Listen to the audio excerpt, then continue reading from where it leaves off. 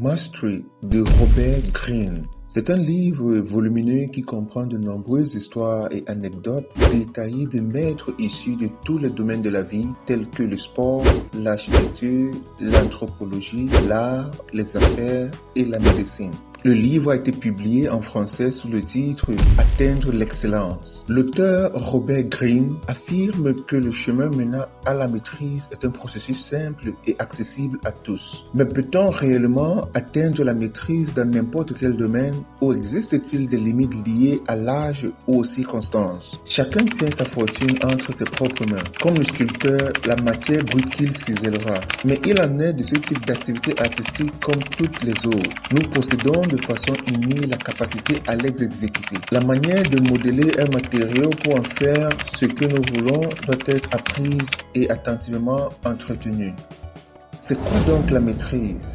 Selon Greene, la maîtrise est l'incarnation ultime de l'excellence créative. Elle représente une compréhension approfondie de sa discipline ou son domaine, atteinte par des individus qui accomplissent des exploits remarquables. Ces exploits peuvent consister à faire des découvertes révolutionnaires, à innover de nouvelles formes artistiques ou à révolutionner leur domaine respectif. La maîtrise n'est pas une fonction du génie, c'est tout simplement une fonction du temps et de la concentration.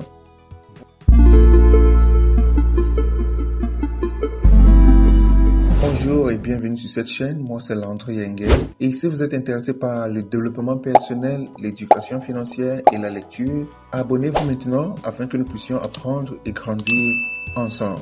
Robert Greene a découvert que la maîtrise peut être cultivée systématiquement en 3 phases. Premièrement, l'apprentissage. Il s'agit d'apprendre les bases d'un certain domaine. Deuxièmement, la créativité active. Avec l'immersion et la pratique, vous approfondissez votre compréhension du domaine et expérimentez vos propres méthodes. Troisièmement, la maîtrise. Là, vous avez atteint un tel niveau de concentration, de connaissance et d'expérience que vous pouvez avoir une vue d'ensemble et modifier les règles pour obtenir des résultats spectaculaires. Il faut généralement au moins 10 000 heures de pratique intense, soit environ 20 ans, pour atteindre la combinaison requise de compétences, de connaissances et d'intuition.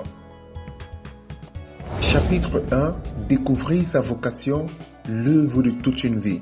Robert Greene affirme qu'une force intérieure vous guide vers les tâches de votre vie. Cette force était évidente dans votre enfance et votre première étape vers la maîtrise est en fait toujours intérieure. Vous reconnectez à cette inclination innée. Nous sommes tous nés avec une graine unique et la tâche de votre vie est de trouver cette unicité et de la faire fructifier. Cette force est bien là et vous pouvez commencer à l'exploiter à n'importe quel moment de votre vie. Mais certaines personnes, dit l'auteur, ne finissent jamais par devenir ce qu'elles sont vraiment. Elles cessent de se faire confiance, se conforment aux attentes de leur entourage et commencent à porter un masque. Lorsque cela se produit, nous nous retrouvons dans des domaines que nous n'aimons pas vraiment et nous essayons de nous remplir de l'amour, de l'approbation publique. L'auteur en fait cette distinction précise. Le travail est souvent considéré comme un moyen de gagner de l'argent afin de profiter de la seconde vie que nous menons en faisant ce que nous aimons. Même si nous tirons une certaine satisfaction de notre carrière, nous avons toujours tendance à compartimenter notre vie de cette manière. L'auteur dit que c'est une attitude déprimante car en fin de compte, nous passons une grande partie de notre vie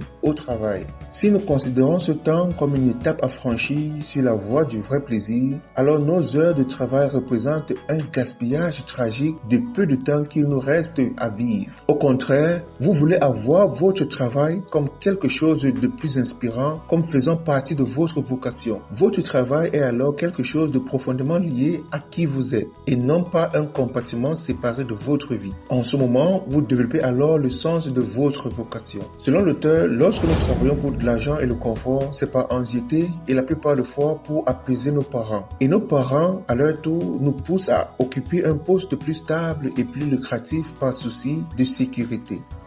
Voici donc 5 stratégies pour retrouver notre vocation. 1. Revenir à ses origines. Parfois, l'inclination devient évidente au cours de l'exercice d'une activité. Elle est souvent viscérale et non verbale.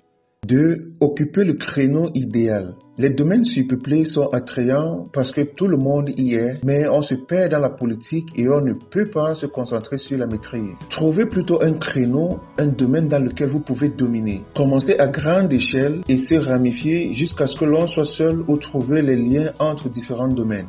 3. Évitez les voies sans issue. Réalisez que vous n'êtes pas dans le bon secteur d'activité, rebellez-vous contre les forces qui vous ont conduit là et rassurez-vous de vous écarter de toute voie qui est sans issue et qui ne vous mène nulle part.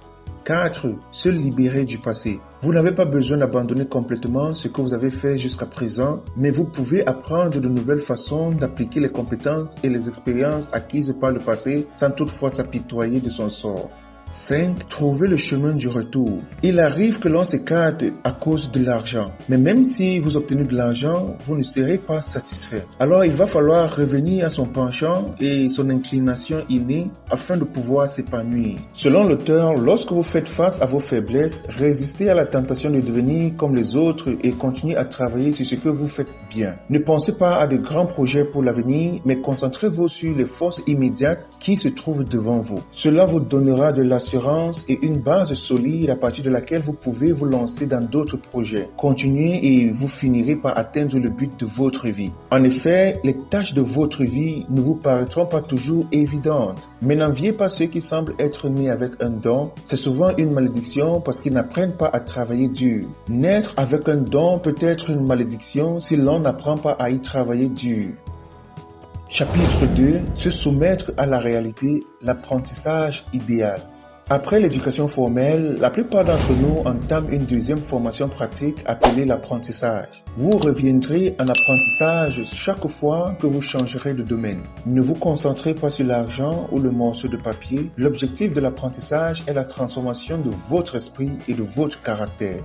Alors comment obtenir cet apprentissage idéal? Le principe est simple et doit être profondément gravé dans votre esprit. Le but de l'apprentissage n'est pas l'argent, ni un bon poste, ni un titre ou un diplôme, mais plutôt la transformation de votre esprit et de votre caractère. C'est la première transformation sur le chemin de la maîtrise. Cela a une conséquence simple. Vous devez choisir des lieux de travail et des postes qui offrent les plus grandes possibilités d'apprentissage. Cela signifie que vous vous orientez vers les défis qui vous endurciront et vous amélioreront ou vous obtiendrez le retour le plus positif sur les performances et les progrès. Vous ne choisissez pas des apprentissages qui vous semblent faciles et confortables. Un apprentissage réussi comporte 3 étapes essentielles. Première étape, l'observation, le mode passif. Ici, vous apprenez la dynamique sociale, le pouvoir et les règles du domaine. N'essayez pas d'impressionner les gens en montrant que vous voulez arriver au sommet. Au contraire, vous devez impressionner par votre désir d'apprendre. Vous commencez par observer les personnes qui réussissent dans leur domaine et vous essayez d'apprendre les règles et les stratégies en les observant. Deuxième étape, l'acquisition des compétences, le mode pratique. Concentrez-vous sur une compétence à la fois, ne faites pas plusieurs choses à la fois. Il est essentiel de commencer par une compétence que l'on maîtrise et qui servira de base à l'acquisition d'autres compétences. Il faut à tout prix éviter de penser que l'on peut réussir à acquérir plusieurs compétences à la fois. Acceptez l'ennui et le fastidieux et soyez pleinement présent. 2 à 3 heures de concentration intense valent mieux que 8 heures de travail distrait. Une pratique bien concentrée à la longue ne peut que produire de bons résultats. Rappelez-vous de la règle des 10 000 heures de pratique qui constitue le temps nécessaire à la pratique pour atteindre l'expertise dans n'importe quel domaine. En passant, je vous rappelle que j'ai fait une vidéo dans laquelle j'expliquais en détail la règle des 10 000 heures de pratique. Le lien de cette vidéo va s'afficher juste ici. Troisième étape, l'expérimentation, le mode actif. Commencez à mettre en pratique et à entreprendre des activités créatives avec les compétences que vous avez acquises. Certaines personnes n'expérimentent jamais par peur. Forcez-vous à le faire avant de vous sentir prêt et vous saurez où vous en êtes. Vous obtiendrez de précieux retours, vous apaiserez votre peau et vous développerez une compétence clé, le détachement entre votre ego et votre travail. Voici donc les stratégies que l'auteur donne pour réaliser l'apprentissage idéal. 1. Gagnez moins pour apprendre plus. Apprenez à vous débrouiller avec peu d'argent et donnez-vous le temps d'apprendre autant que possible. 2. Élargir ses horizons. Fréquentez autant de personnes et d'idées différentes que possible. Elles contribueront toutes à améliorer votre apprentissage. Chaque fois que vous avez l'impression de vous installer dans un certain cercle ou un cycle, forcez-vous à bousculer les choses et à rechercher de nouveaux défis. 3. Retrouvez un sentiment d'infériorité. Si nous avons l'impression de connaître ou de maîtriser quelque chose, nous cessons d'apprendre. Il faut partir du principe que nous sommes des débutants et qu'il y a encore à apprendre. 4. Faire confiance au processus. Toute bonne chose prend du temps. Tant que vous apprenez et travaillez, vous continuerez à progresser vers la maîtrise. 5. aller au-devant de la résistance et la souffrance. Une fois que nous maîtrisons une partie d'une compétence, nous avons tendance à ne faire que cela car c'est facile et familier. Nous évitons nos faiblesses, ce qui nous empêche d'apprendre. Au lieu de cela, nous devons suivre la voie de la résistance en luttant contre ce que nous voulons faire et en nous rendant la tâche plus difficile. 6. Apprendre de ses échecs et de ses erreurs. Lorsqu'une machine fonctionne mal, elle vous montre où vous devez améliorer les choses. Alors traitez vos propres échecs de la même manière, comme des opportunités d'amélioration. 7. Alliez le comment au quoi. Comprenez parfaitement la compétence, pas seulement les recettes ou les outils, mais comprendre le pourquoi dans chaque domaine. Rappelez-vous de comprendre chaque partie de cette compétence sans toutefois rester ignorant dans quoi que ce soit. 8. Procédez par tâtonnement. Essayez différentes voies et adoptez de nouvelles compétences. Évitez de suivre un parcours professionnel fixe. Passez surtout votre vingtaine à vous déplacer et à explorer de différentes voies en apprenant tout ce que vous pouvez en cours de route. L'auteur donne l'exemple de Mozart et Einstein, qui sont deux exemples souvent présentés comme des talents naturels, mais ils ont eux aussi mis 10 ans avant de réaliser une grande œuvre. La seule différence est qu'ils ont commencé très tôt et ils se sont immergés totalement dans leurs compétences. Chapitre 3. Absorber le pouvoir des maîtres, la dynamique du mentor.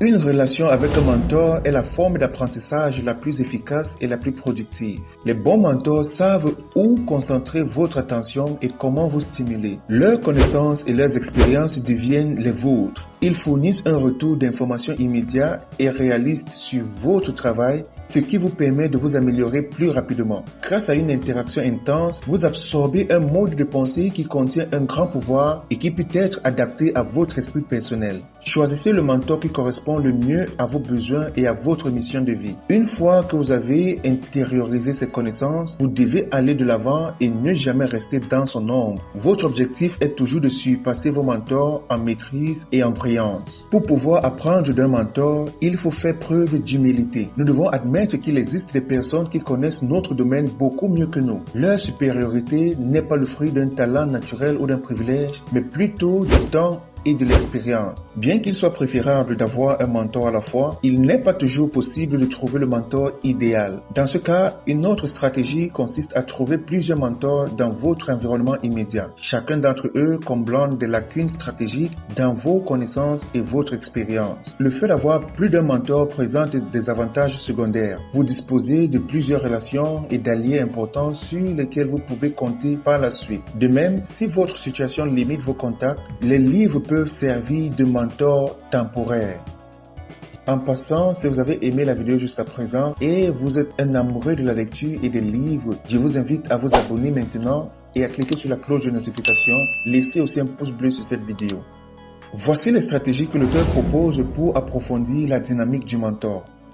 1. Choisir son mentor selon ses besoins et ses inclinations. Dans ce cas, le choix d'un bon mentor peut vous apporter ce que vos parents ne vous ont pas donné. Le soutien, la confiance, la direction, l'espace pour découvrir les choses par vous-même. Cherchez des mentors qui peuvent le faire et prenez garde à ne pas tomber dans le piège inverse. C'est-à-dire, rechercher un mentor qui ressemble à l'un de vos parents avec tous ses traits négatifs. Dans ce cas, vous ne feriez que répéter ce qui vous a entravé au départ.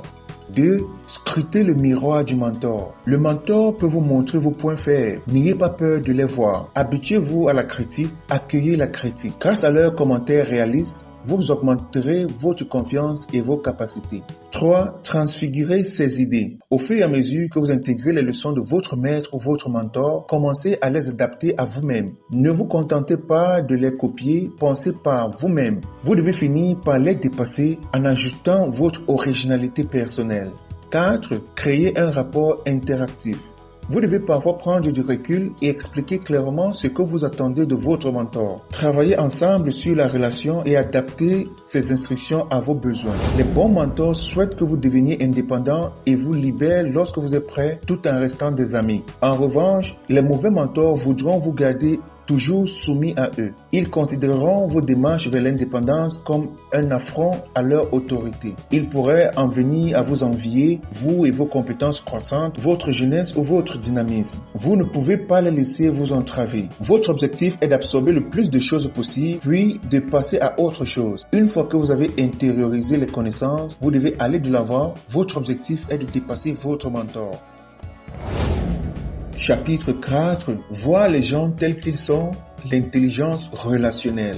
Selon l'auteur, le plus grand obstacle à notre quête de la maîtrise vient souvent de l'épuisement émotionnel que nous ressentons face à la résistance et aux manipulations des personnes qui nous entourent. Il affirme que l'intelligence relationnelle est la clé de toute forme de maîtrise que vous visez. Pourquoi ? Parce que le succès sans intelligence relationnelle n'est pas réel et ne durera pas. Selon l'auteur, l'intelligence relationnelle consiste à voir les gens tels qu'ils sont vraiment, ce qui les motive et quelles sont leurs tendances à la manipulation. Nous sommes tous différents, mais nous avons tous un côté sombre et une tendance à la manipulation. L'auteur affirme que la meilleure approche est celle de l'acceptation suprême. Votre but n'est pas de juger les gens et de les changer, mais de les prendre pour ce qu'ils sont vraiment.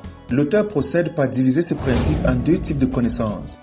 1. La connaissance spécifique où il s'agit de comprendre les gens. Vous devez apprendre à voir les gens tels qu'ils sont. Pour commencer ce processus, vous devez vous entraîner à prêter moins d'attention aux mots que les gens prononcent et plus d'attention au ton de leur voix, à leur regard, à leur langage corporel, tous les signaux qui peuvent révéler une nervosité ou une excitation qui n'est pas exprimée verbalement. Si vous parvenez à rendre les gens émotifs, ils vous en diront beaucoup plus. En fin de compte, votre objectif est d'identifier et de percer ce qui les rend uniques, de comprendre le caractère et les valeurs qui les animent.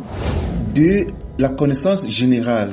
Il s'agit ici de 7 réalités mortelles. L'envie, le conformisme, la rigidité, l'obsession de soi, la paresse, la veulerie, l'agression passive. Voici donc les 4 stratégies pour acquérir l'intelligence relationnelle.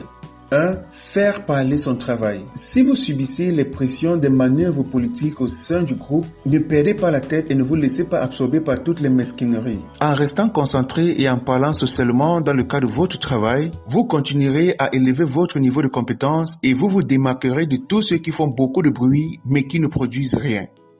2. Se donner l'image qui convient. Vous devez considérer la création d'un personnage comme un élément clé de l'intelligence relationnelle et non comme quelque chose de maléfique ou de démoniaque.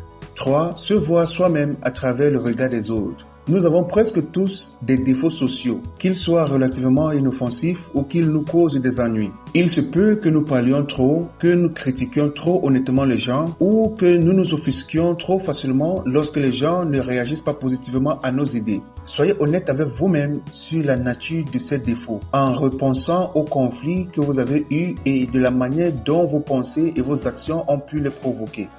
4. Supporter la bêtise humaine avec joie. Pour traiter avec des personnes qui commettent des bêtises, il faut adopter la philosophie suivante. Ils font simplement partie de la vie, comme les rochers ou les meubles. Nous avons tous des côtés idiots, des moments où nous perdons la tête et pensons davantage à notre ego ou à nos objectifs à court terme. C'est la nature humaine. En voyant cette bêtise en vous, vous pouvez l'accepter chez les autres. Cela vous permettra de tolérer leur présence comme vous le feriez avec un enfant stupide et d'éviter la folie d'essayer de les changer ou de les changer rapidement.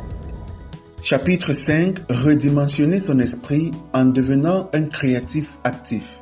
À mesure que vous sortez de votre apprentissage, vous devez devenir de plus en plus audacieux. Au lieu de vous contenter de ce que vous savez déjà, vous devez étendre vos connaissances à des domaines complexes en donnant à votre esprit la possibilité de faire de nouvelles associations entre différentes idées. Vous devez expérimenter et envisager les problèmes sous tous les angles possibles.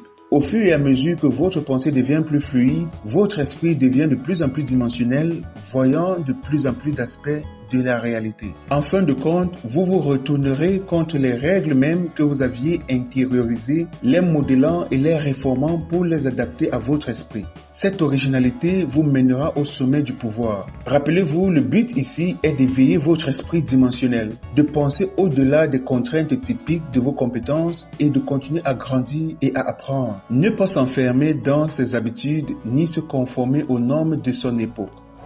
L'auteur examine également les 6 pièges les plus courants qui étouffent notre créativité.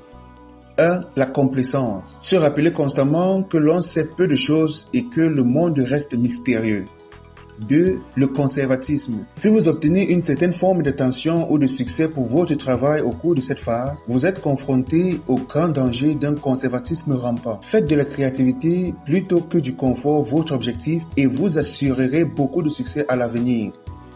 3. La dépendance. Au cours de la phase d'apprentissage, vous avez compté sur vos mentors et sur vos supérieurs pour vous fournir les normes de jugement nécessaires dans votre domaine. Mais si vous ne faites pas attention, vous reporterez ce besoin d'approbation sur la phase suivante et vous allez continuer à dépendre de vos mentors. 4. L'impatience. La meilleure façon de neutraliser notre impatience naturelle est de cultiver une sorte de plaisir dans la douleur. Comme un athlète, vous en venez à aimer l'entraînement rigoureux, le dépassement de vos limites et la résistance à la facilité.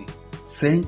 La folie des grandeurs. Ce qui doit vous motiver en fin de compte, c'est le travail lui-même et le processus. L'attention du public est en fait une nuisance et une distraction. 6. L'inflexibilité. Vous devez connaître votre domaine du bout des doigts, tout en étant capable de remettre en question ces hypothèses les plus ancrées. Chapitre 6. Fusionner l'intuitif et le relationnel.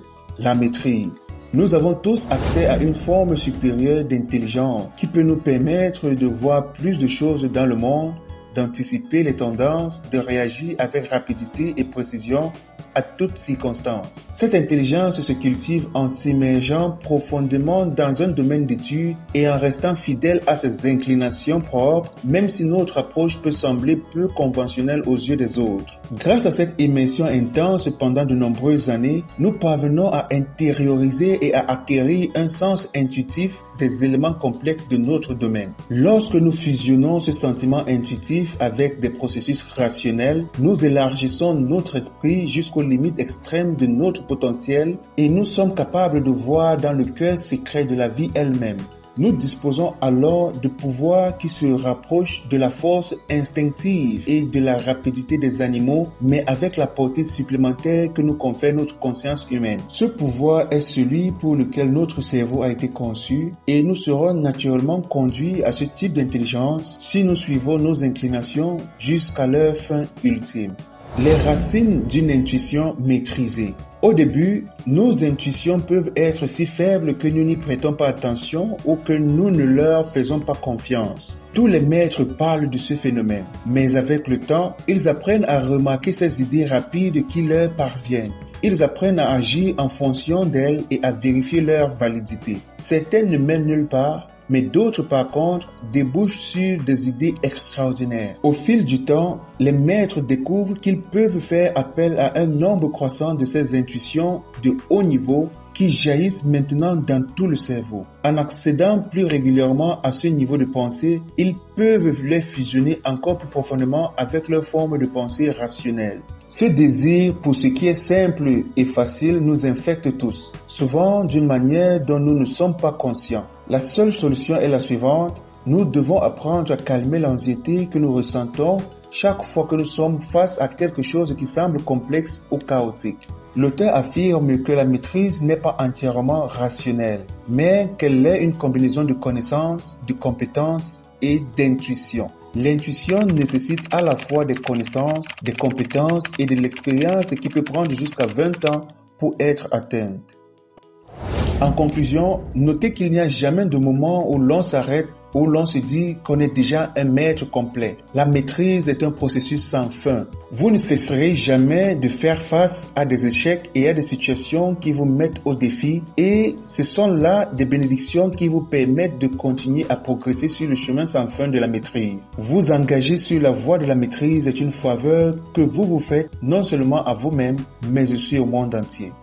Merci d'avoir regardé cette vidéo. J'espère que vous avez appris tellement de choses aujourd'hui. Et si vous voulez recevoir des résumés de livres comme celui-ci, abonnez-vous maintenant et cliquez aussi sur la cloche de notification. Laissez aussi un pouce bleu, un like à cette vidéo afin de permettre que YouTube la recommande à d'autres personnes. Si vous avez pu rester jusqu'à ce moment, félicitations à vous. Vous faites partie des 10% qui regardent mes vidéos jusqu'à la fin. Et pour cela, j'ai réservé une vidéo spéciale pour vous. Et dans cette vidéo, je vous explique en détail les secrets de l'homme noir le plus riche d'Afrique, Aliko Dangote. Je vous invite à cliquer sur le lien qui va s'afficher juste ici. On se retrouve à la prochaine vidéo. À plus, prenez soin de vous.